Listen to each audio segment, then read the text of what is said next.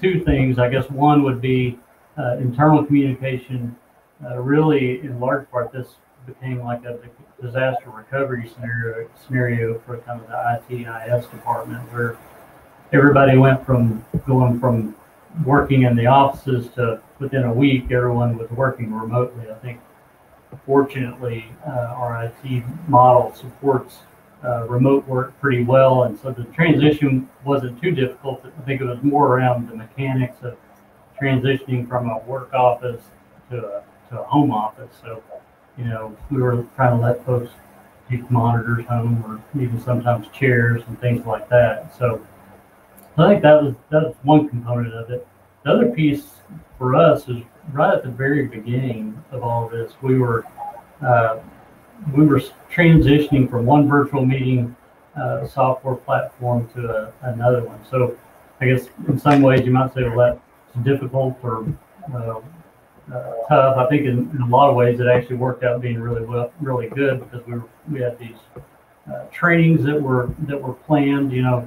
I would say that we were probably variable in our proficiency throughout the organization. So this, in a lot of ways, you got the training and then you were forced to use it. So I think that helped in a lot of ways. Some folks were doing it already that were, had distributed teams in multiple states and countries. But I think it forced that throughout the organization quite a bit more. The other component was the external communication. It may be more interesting is that we've done a lot of that virtual meetings with clients and things like that. So switching to the remote piece was pretty smooth. The more interesting piece was, okay, well, if we're going to do an annual client meeting for Timber Tour, are we going to just cancel it, or are we going to try to do something with this? And so we had some folks that were thinking about this pretty early on, started putting this together to where we ended up doing a virtual client meeting, but instead of really doing 2 long days of meetings, we broke that out, to where there were like 2-hour meetings every day during the week. So we kind of made that a lot more doable from the client's perspective, is trying to sit through those things.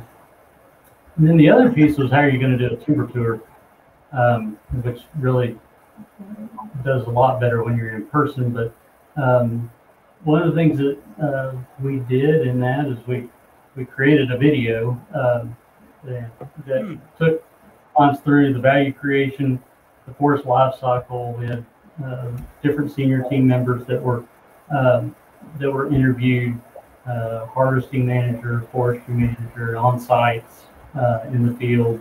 One of our mill partners actually was part of that. And you learn a lot through this process, in this filming and editing process. I would say that I learned that I say "so" an awful lot, so consequently I have this little note over here to try to avoid saying "so." And then I also realized that I'm much balder than the mirror tells me I am when you start seeing the back of the head. So, yeah. I think, wow, none of us were worse than I thought it was. So, yeah. So I mean, overall, it ended up being a pretty positive. We got pretty positive feedback, but we much prefer to be in person. So I guess all that to say, I really think communication was the largest hurdle, but technology today really helped with that, and made us successful in spite of it. So. The communication in person is difficult, let alone when you go through video like this, it gets a little more difficult. So you're exactly right. Oh yeah, we all got to learn how to be actors nowadays. So anybody else have any thoughts on that question? Unique challenges you might have faced, or similar things along those lines?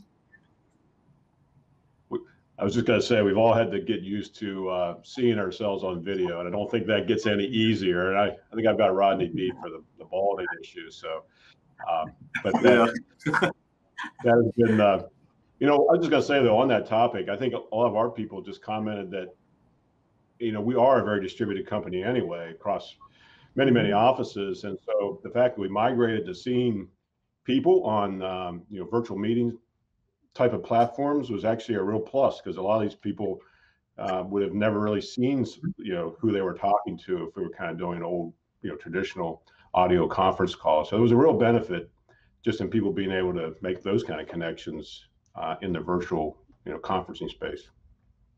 Yeah, I agree. Yeah, no, that's a good point. I think that's been one of the real positives that you see, even for us from a consulting standpoint. We're able to interact and see our clients, put that name to the face, so to speak, much more readily than we ever were, kind of pre-pandemic levels.